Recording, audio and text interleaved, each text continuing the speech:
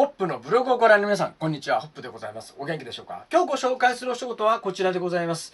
ルイ・ヴィトンのボストンバッグのこの持ち手を買いました。もともとこういう手だったんですけども、こう切れちゃってたもんですから、今回、このような形で、ここがカシメ止めで、革は少し厚めのヌメ革を用意してさせていただきました。こういう具合でございますね。また蘇りました。